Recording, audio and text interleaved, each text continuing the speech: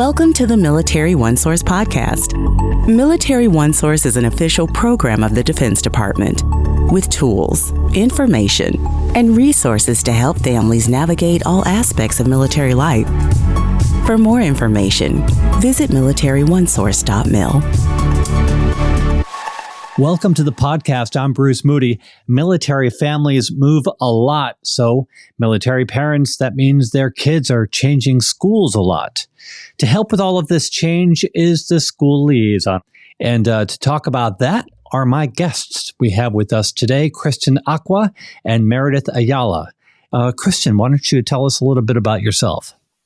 Oh, thank you, Bruce. Thank you for having us here. My name is Kristen Acquah. I was a former school liaison with the Army, and now I am at Headquarters Marine Corps in their school liaison program. Great. And Meredith, how about you? Yes, thank you so much. My name is Meredith Ayala, and I'm a family partnership specialist in a local school division. Prior to that, I was a school counselor for many years and also worked at the university setting, also military connected myself. So thanks for having us. Great to have you with us. So we're going to focus today on post-secondary education planning. So let's just get right into it. What are the ways in which the school liaison and the school districts can work together to support military families and military-connected youth as they plan post-secondary goals?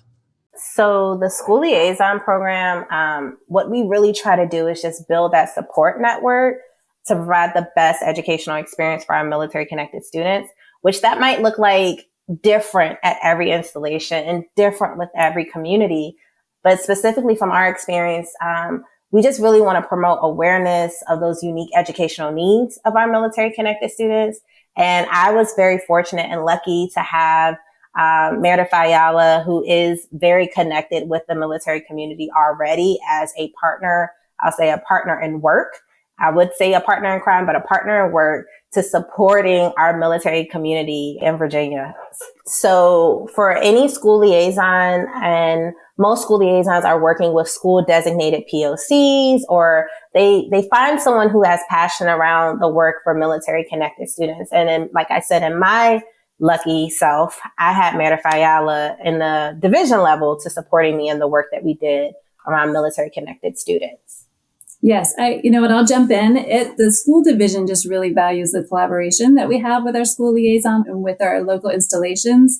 At our district, we created a military connected youth process action team, and that school liaison, as well as other community stakeholders, are a key member of that team so that we can really identify what the needs are and make sure we're meeting those needs. So there are multiple ways that we have partnered, and some of the examples are around workshops Kristen and I have delivered at the installation, at schools, and division-wide.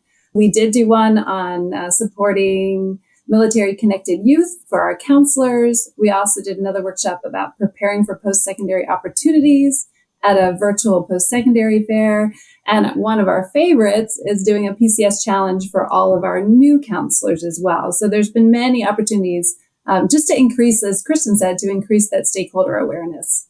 And to just piggyback off of that PCS challenge, for those that are not aware, we literally make school counselors PCS. So it was a really great opportunity for them to see how do families what happens in a PCS season? How can you have these desired locations and then you get diverted to somewhere else and then you get diverted again. And oh, by the way, you can't take any of the things that you love to take. So it was really great. And, it really showed our new school counselors oh my goodness, I wouldn't even be able to deal with this. And all the things that are happening prior to them seeing that student on the first day. So, we really enjoyed that workshop. But another example, too, would be as we're supporting and building awareness around supporting transitioning families, we try to promote more of a smooth transition. So really explaining to those families that are transitioning in, talking about those deadlines, course registrations, extracurricular activities, and then we collaborate with the families as they're transitioning in and out of the district. So we really want to ensure that the family is feeling supported on both sides, one on the installation side as well as in the school side. And one way of doing that is really taking that approach of educating the educator through, again, the workshops that Meredith just talked about, the various ones that she just spoke on, as well as like facilitating those opportunities to elaborate further into our exceptional family member program, which is also with the EFMP. So for educators to be aware of the process an EFMP family also goes through as well. And I'll piggyback really quick. I mean, we've had opportunities, which I love, to really collaborate around opportunities for family voice through community conversations with our military families, focus groups with our military connected students. That has just been such an amazing collaboration to make sure that we're hearing from our military families and our military connected students. So that's a really great information. Can you give us some examples, though, of when you work together to support military-connected youth around planning for life after high school?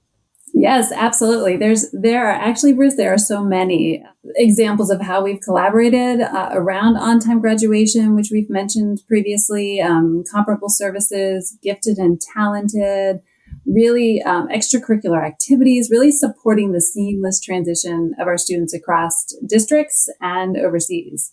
Yeah. So one example in particular that comes to mind when Meredith and I was connected to a family by our state commissioner, and the family had expressed concerns around their credit transfer and state equivalency testing. So we took pieces of it and then worked collaboratively together and checked in. So Meredith worked with the district school counseling to go through with the credits and things of that sort and making sure that they were okay. And then I provided support around the language of the compact and in the spirit of the compact. So then we both collaboratively worked together with the two schools, the current and the previous, as well as their school counseling team. And then the family just to provide the best situational outcome. So we always talk like in military as far as, working the chain of command situation. So we take that same mindset as we're working with families. And the biggest thing is we really want to resolve things at the lowest level possible. And that's why it's always best that we try to maintain that relationship with the family and the school. And what I say by that is, that trust. So that family building that trust in the school that, hey, yes, we may have had this hiccup, but we trust that you're going to do the right thing for our student, and that everyone in there felt supported and mattered, and their concerns were heard. I think, Kristen, I think that's why our collaboration has worked so well, because it does allow us to have that open communication. And then both of us, our goal is the same. We both want to support that military family, those military connected students, and really build and maintain that relationship and that trust. Another example that I remember that we worked really closely together is we supported a family of 5 that transitioned mid-year. And we know that those mid-year transitions in PCS, there's additional challenges. In this case, these children received both special education services and gifted and talented services. And they had some concerns around the timeline of accessing services. So this was another case where Kristen leveraged the MIC3 as our school liaison. And we connected with our district's procedural support liaisons, as well as our advanced academic program office, really to support the family.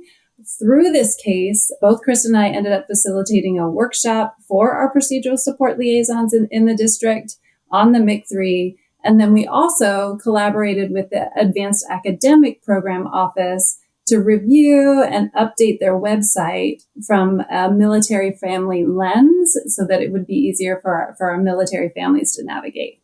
Yes, and the feedback that we got from that, especially with the workshop for our procedure support liaisons on the MIC3, and then just the updated website, because we want to make the transition a lot smoother. So we don't know about these things until we go through it and experience it. But ultimately, the collaboration between the two, we're able to see the impact that is being made for our family. So like we're able to see the change. And it's not that it wasn't working, but it may have just been something that just needed to be highlighted and revamped, because education always changes and how we communicate changes. And we learned that even through COVID. But another example I did want to share too was we always talk about school liaisons supporting and working with families as they're transitioning in and out of the installation. So that's something that's our normal and usual practice. But a lot of families were not aware that we also support when they transition overseas.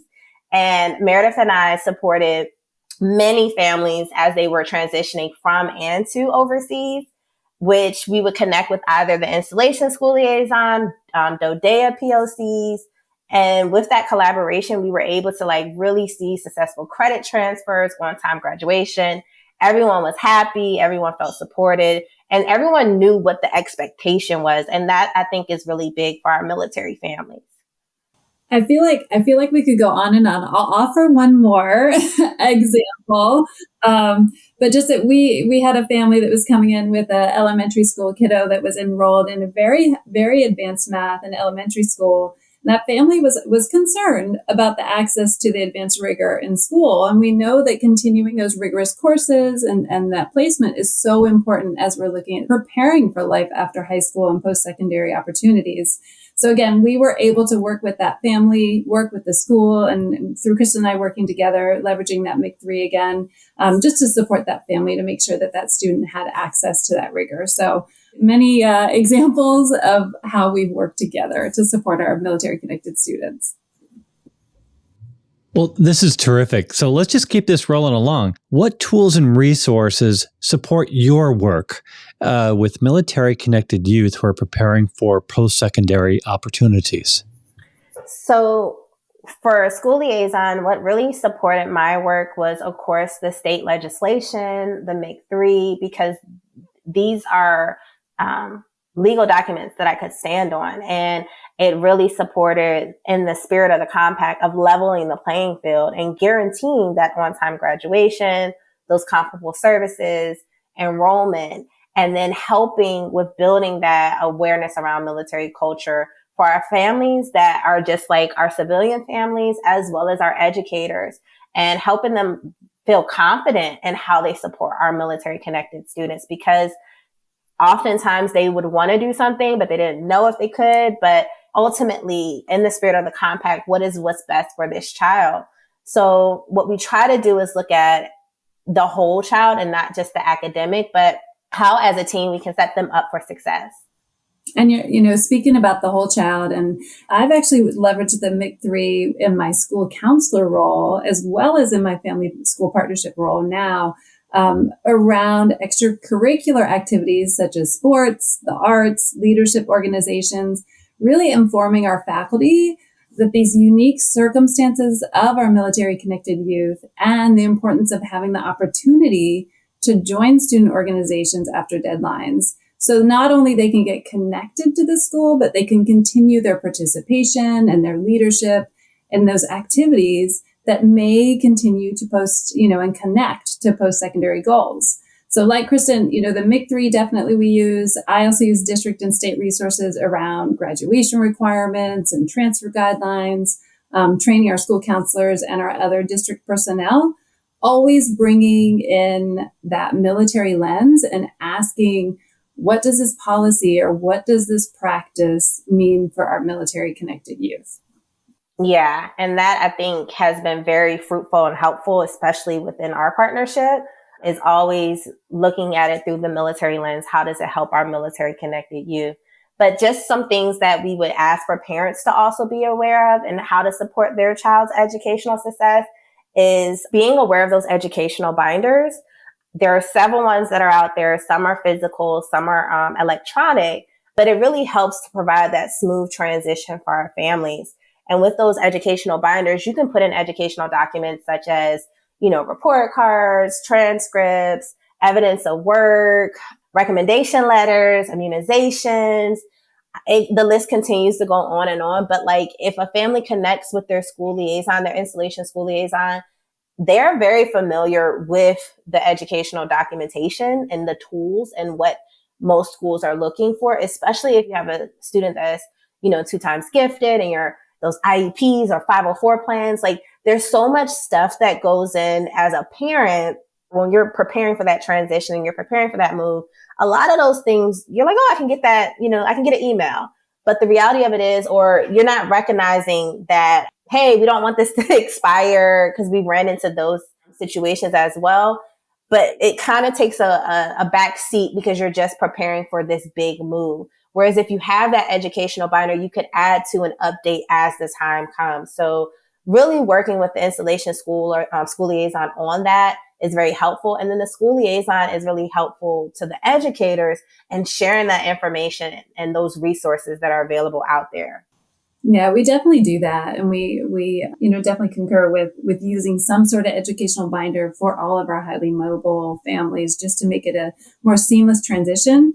I'll add in, just in considering planning for post-secondary, there are many digital resources to support that as well.